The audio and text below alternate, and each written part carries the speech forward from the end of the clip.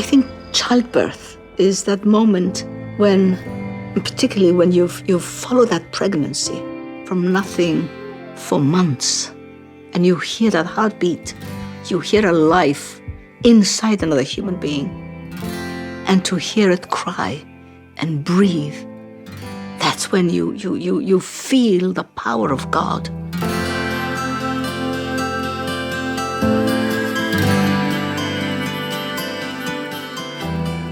It's a miracle of life. And it brings you that much closer to your Creator. Beautiful baby, mashallah, mashallah.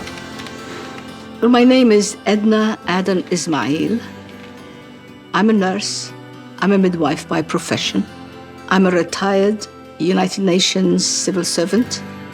I'm 85, and I come from Somaliland, situated in the Horn of Africa.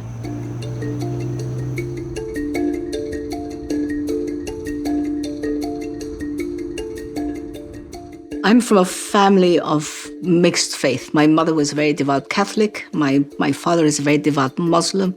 And we were brought up to have respect for all religions. I was a very turbulent child. I had a lot of energy and loved climbing and wrestling and playing football with boys. And I was not the kind of a daughter that the neighbors were bringing up. Little girls in my country at that time did not go to school. And the neighborhood boys would come and do their homework in our veranda to be guided and taught by the teacher that Dad was paying for. So when they were being taught, I was learning it too. And if I hadn't learned to read and write, I would not have been able to teach and train and educate the thousands that I've had the privilege to teach in my lifetime, in my career. My father was someone who was known as a father of healthcare in Somaliland, a very kind person, a very generous person, very hardworking. So I grew up admiring what my father was doing, and it was learning from watching Dad do it. That taught me that no nursing school could have ever taught me. I'm blessed that I had that experience.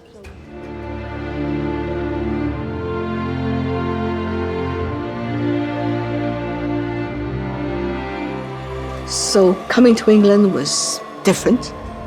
Going to the Borough Polytechnic, where they had thousands of boys and girls in the college, was a great, great learning curve. And I was very often the only black girl in the class. And if I failed, it's because I did not work hard enough. It was not because of the color of my skin.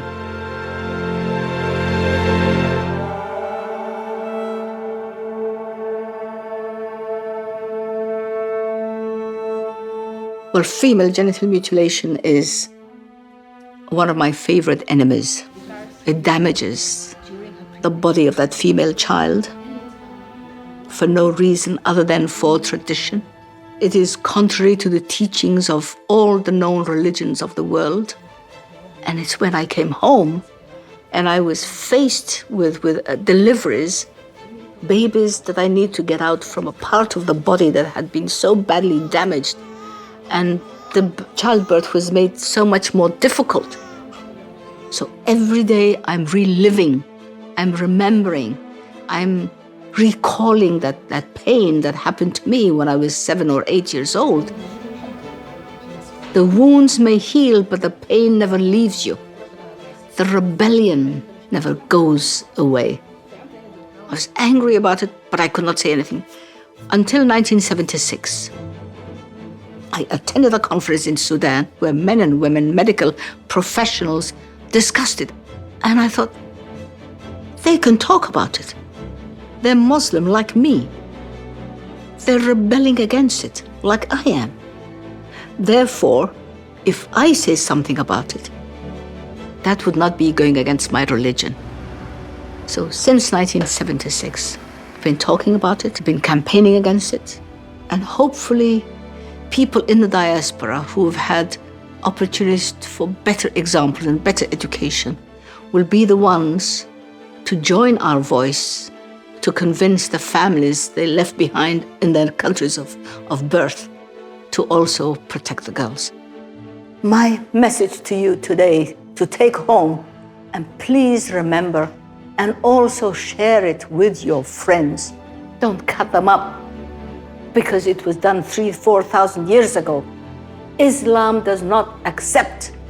Islam forbids female circumcision. And there's a moral issue, moral obligation. There's a responsibility. God has shown me this.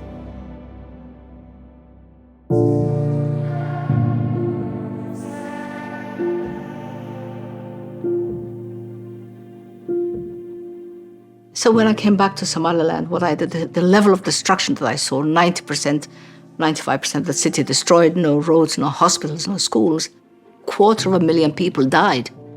I could not bring those back, but at least I could be an element that contributes to the survival of the nation. And that's when I came back and built a hospital. And it was the best thing I've ever done in my life. I put everything I had into it. Anything I had no longer any need for, I just recycled into cold cash. I no longer have the trinkets I once had. Bank managers no longer have any money to count for me. But oh boy, oh boy, oh boy, do I have the satisfaction? Do I have the gratitude that God gave me? I say, thank God I could do that. I have far more today than I've ever had before. I think my strength comes from the fact that I don't feel defeated. I'm being held back momentarily, but I'm not cured of my conviction. The hospital has grown beyond my expectations. It's delivered over 30-something thousand babies. We've trained over 4,000 students in different disciplines. 70% of my students are female. 80% of my staff are female. I never expected that. And I feel so blessed that I could do it. And I'm proud that when we had no nurses 60 years ago, that today we have thousands. When we had no anesthetists, we've trained over 40 anesthetists. When we had no female surgeons, my chief surgeon in the hospital is a female. We have outreach campaigns, we have villages that we go to, training courses we hold in different corners of Somaliland. That's what the hospital has done, given life to the country. We're in the village of Habaswein. They have farmers, but mainly nomads, and we were getting a lot of complications and sick people coming from here. This is where we would bring our students and our staff once a month to check on the health and the conditions of the people who live here. We do a lot of FGM, female genital mutilation campaigns here as well with the community, because these are the kind of people who we do it 100% to their daughters. It took us 2 years, and there it is, and I'm emotional because I'm seeing it for the first time. And it was built through the contributions from my staff. We broke the ground on an empty mountaintop. Now we have a village mother and child health center. I feel so grateful that I have been given the opportunities and the life and the education that I have had to be able to make that much of a change for our people, and particularly for girls in my country, Somaliland. I'm different, but then I'm different for a good cause. I soon realized that I was a role model. And that code has lived with me all my life. I make sure that whatever I do is something that I can keep my head up and say, yes, I did that. And I would like your daughter to do that too, because it has served me well.